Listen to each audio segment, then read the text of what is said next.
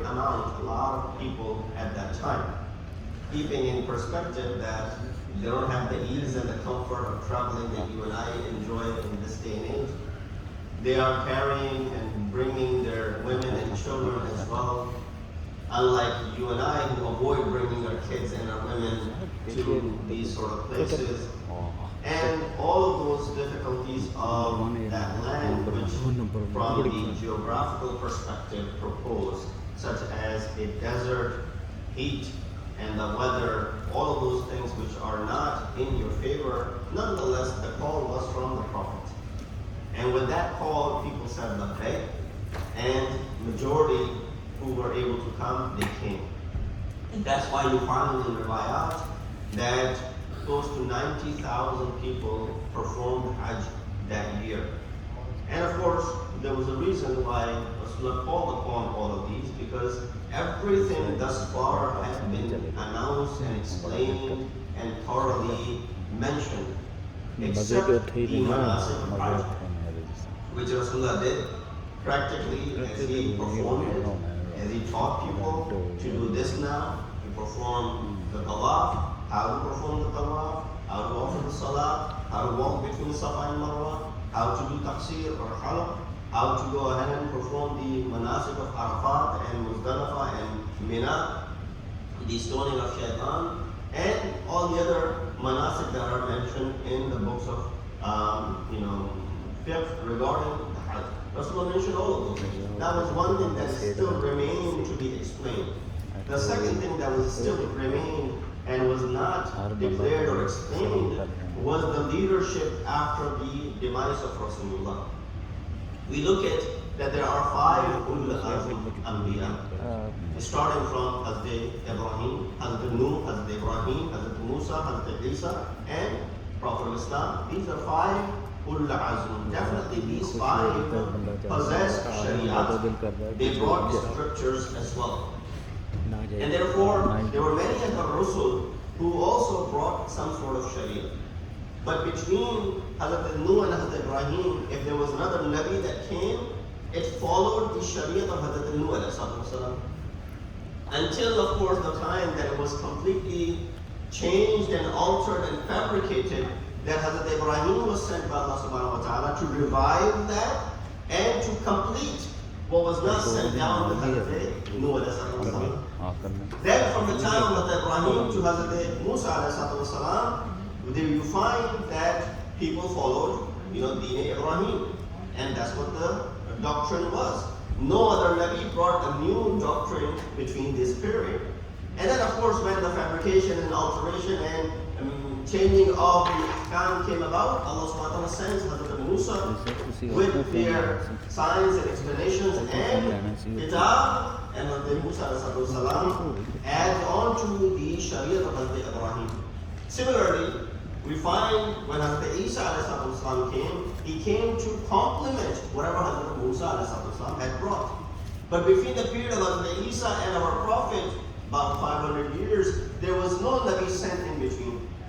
But there was a lot of fabrication that would take place. You find when there were a lot of Anbiya sent, still there was a lot of alteration and fabrication in the doctrines sent by Allah subhanahu wa ta'ala in the books and the scriptures. Just imagine when there isn't any hadi from Allah subhanahu wa ta'ala, just imagine what would happen.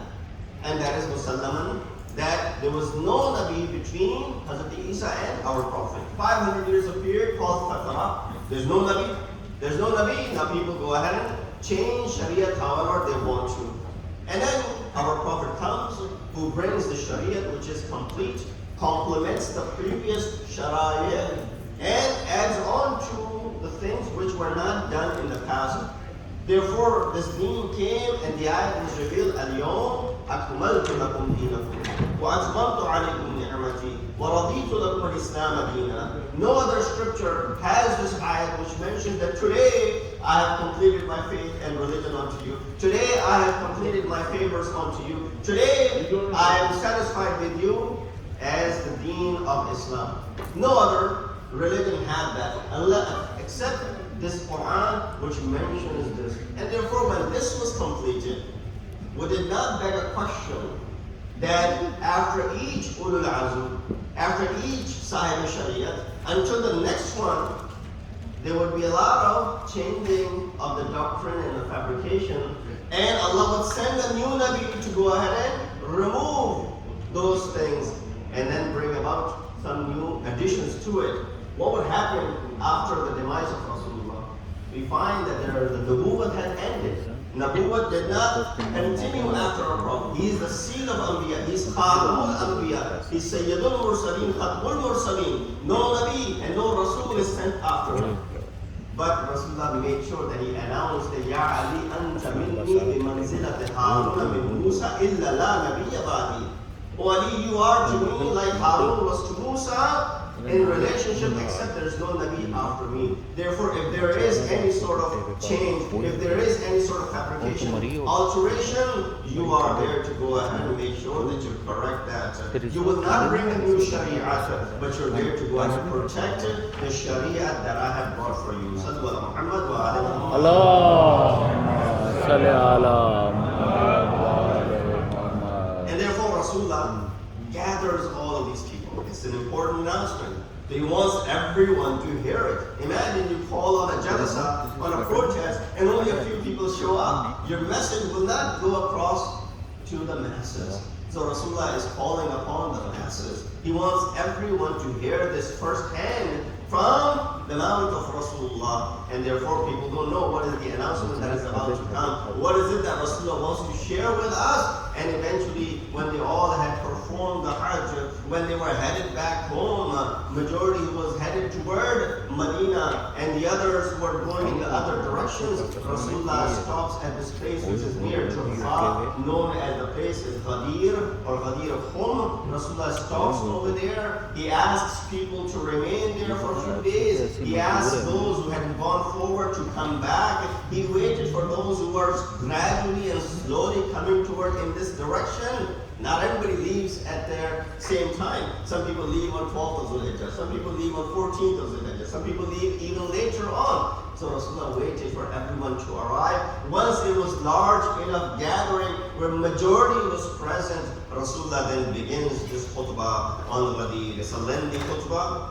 Here are some of the points covered in this khutbah. I'll mention only 11 points that we can derive as far as this khutbah is concerned. The first and the foremost thing that Rasulullah did, he brought and he spoke about the hamd and the thana of Allah subhanahu wa ta'ala. He said, Alhamdulillah alladhi ala fi tawahudihi wa dana fi tafarrudihi wa jalla fi sultanihi wa adama fi arkanihi. All praise is to Allah, who is exalted in His unity, near in His uniqueness. And then he says, sublime in His authority, magnanimous in His dominance. He knows everything. He subdues all creations through His might and evidence. He is praised always and forever, glorified and has no end. He begins and repeats, and to Him every matter is referred. That's the first thing Rasulullah mentions. Gives the paymam of Tawheed to all of those who are present. That's why when we begin our khutbah as well, the first paymam is to adopt the taqwa of Allah subhanahu wa ta'ala, addressing the wahdaniyat of Allah subhanahu wa ta'ala, worship no one except Allah subhanahu wa ta'ala. That is the core of this madhab tawheed. Number two, Rasulullah then says, command of Allah of an important message. وَأُقِرُّ لَهُ عَلَى نَفْسِي بِالْعُبُودِيَّةِ وَأَشْهَدُ لَهُ بِالرُّبُوبِيَّةِ. I testify even against my own soul that I am the servant of Allah subhanahu wa ta'ala. I bear witness that that He is my Lord. Don't consider me to be your Lord. Don't consider me to be your Rabb. No, I have a Rabb as well, and that is Allah subhanahu wa ta'ala. وَكُلَّ ذَلِكَ لَا يَرْضَ اللَّهُ مِنِّي إِلَّا أَنْ أَبْلُغَ مَا أَنزَلَ اللَّهُ إِلَى فِي حَقِّ عَلِيٍّ. And none of this will matter. Allah will not accept any of my deeds except unless I explain to you a matter which He has revealed unto me in reference to Ali. There's no God but He has informed me that if I do not convey what He has revealed to me in honor of Ali, in truth, I will not have conveyed His message at all. And He, the praised and the exalted one, has guaranteed for me to protect me from evil of the people. He has just revealed to me the following: Ya ayyuhar Rasul, balligh ma unzila ilayka min rabbik, فإن لم تفعل فما بلغت رسالته والله يعصمك من الناس. صلوا على محمد وآله. اللهم صل على محمد وآل محمد. In this regard, also there are 8 segments of what Rasulullah mentioned. Of course, you can find the khutba of Ghadir. It's been translated in Urdu, English, Farsi, all the languages that you speak, and you can read this khutbah. There are 8 segments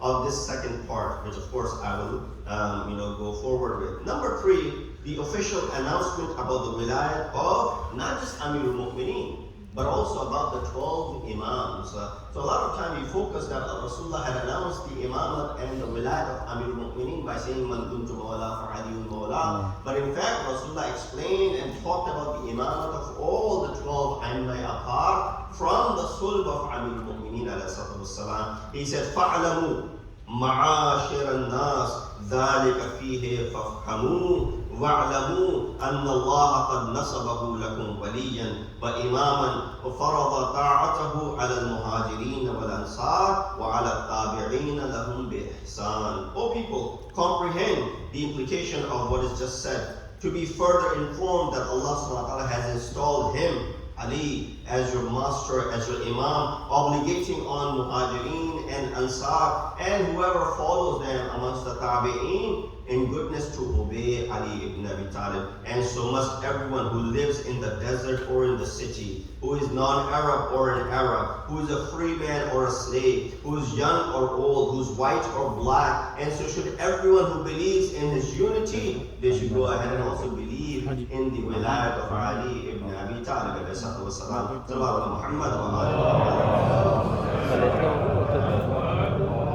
Number 4, Rasulullah then talks about, so this part also had 12 segments in it, which I'm of course skipping. Number 4, introduction of Imam Ali by raising his hand by Rasulullah. Of course, you have all heard the story, how this is in the middle of a desert, so Rasulullah needs to mount on something, stand on top of something so that everyone can see. If you're standing in a crowd of thousands of people in the middle without any microphone or anything that is highlighting you, back in the day nothing like that exists, so how are people going to be able to see you? So Rasulullah mounts himself on top of something by which people can see him. So you have the visual proof and then you have the verbal proof. Both of these things were established. Still, there was a possibility someone might say that I was standing way far away. I only saw Rasulullah. I could not hear what he was saying, so that nobody would have any excuse tomorrow. Rasulullah calls upon Amirul Mu'mineen and brings him onto the minbar with himself, picks him up with his own hands, lifts him up high above himself, so that everyone who were able to see Rasulullah is able to see Amirul Mu'mineen as well. Once everybody was able to see Amirul Mu'mineen, maybe this was the response. What happened in Uhud was that people were saying, قَدْ قُتِلَ Muhammad. Muhammad has been killed. Amirul Mu'mineen went inside the trench. He said, no, هَذَا Muhammad. هَذَا Muhammad. Muhammad has not been killed. Don't worry about it. This is just a rumor by the enemies. So Rasulullah was returning the favor. هَلْ جَزَاءُ الْإِحْسَانِ إِلَّا الْإِحْسَانِ هَذَا عَلِيٌّ. هَذَا عَلِيٌّ is the response to هَذَا Muhammad the Arabic.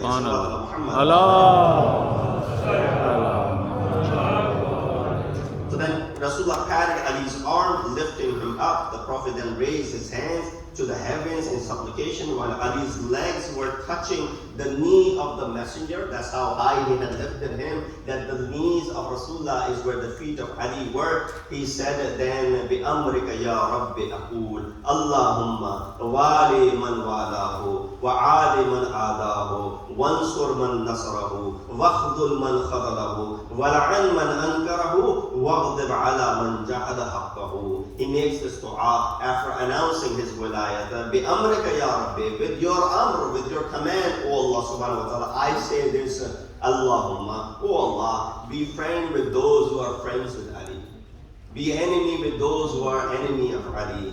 be helpers of those who are helpers of Ali, and be against those who will go against Ali. وَالْعَنْ مَنْ أَنْكَرَ, when your mercy should be taken away from those who deny the wilayat of Ali. وَغْضِبْ عَلَى مَنْ جَحَدَ حَقَّهُ, and your ghazab be upon those who take away the haqq of Ali ibn Abi Talib. I don't have a great deal of time, so I'll go through it quickly. Fifth thing that Rasulullah mentioned was emphasizing to the nation about the concept of imamat. This was something new. People did not know what imamat is.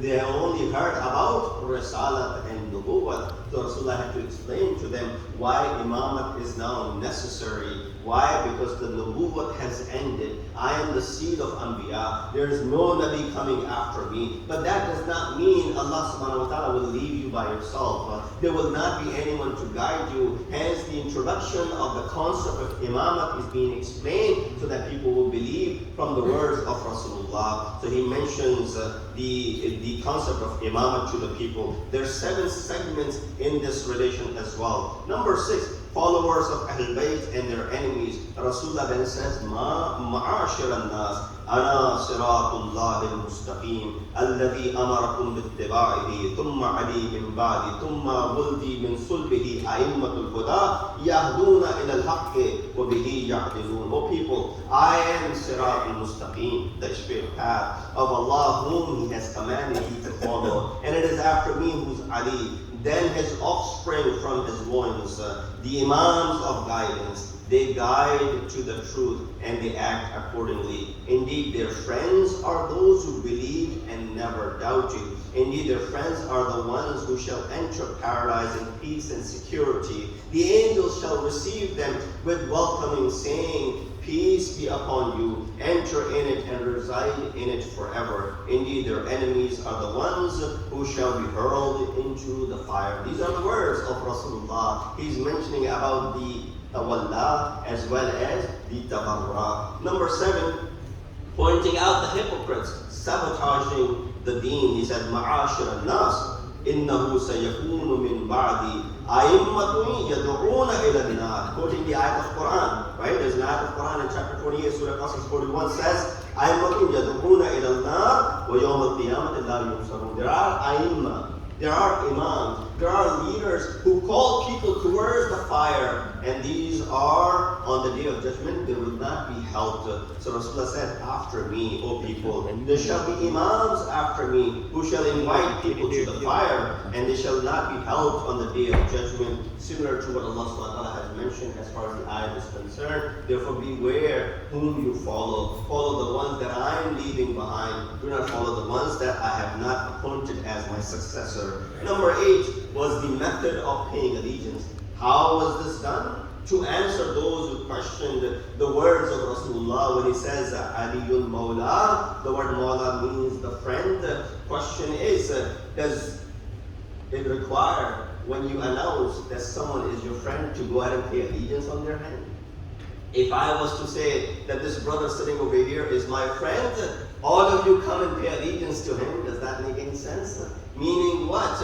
It's not the announcement of the friendship, but rather it is the announcement of the official representative and the successor. Hence, similarly, how you would take bay'ah on the hand of Rasulullah, you will take bay'ah and allegiance on the hand of the one who's the successor of Rasulullah. So people, I've explained everything for you and enabled you to comprehend it. And Ali shall after me explain everything to you. At the conclusion of my khutbah, I shall call upon you to shake hands with me, to swear your allegiance to him and to recognize the authority, and then shake hands with him after you have shaken hands with me. And this is where we find the famous quote from the second Caliph Umar al-Khattab, who said, Bakhin, Bakhin, Ya Ali, قَدْ لَقَدْ أَصْبَحْتَ مَوْلَايَ وَمَوْلَى كُلِّ مُؤْمِنٍ وَمُؤْمِنَةٍ.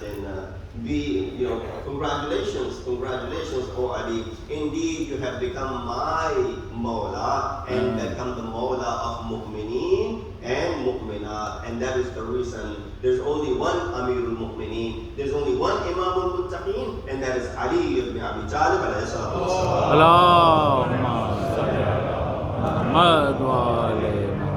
Ninth thing that Rasulullah mentioned was the difference between halal and haram. the wajibat and the muharramat. There were many things that Rasulullah mentioned in this regard. Number 10, officially getting the allegiance from the people. And then lastly, introduction of Imam Mahdi. He said, Allah, inna khatam al-anbiya min khatam al-a'imma minna al-qa'im al-mahdi. Indeed, the seal of the Imams from among us all is Imam al-Qa'im al-Mahdi. He is indeed the one who shall come out so that the creed may prevail. He indeed is the one who shall seek revenge against the oppressor. This was a quick gist of the lengthy khutbah that was delivered by Rasulullah on the day of Ghadir on 18th of Dhul-Hijjah. May I ask Allah subhanahu wa ta'ala to make us amongst the mutamassakina bil wilayat Amir al-Mu'mineen alayhi salam. We ask Allah subhanahu wa ta'ala to give us a tawfiq to focus on the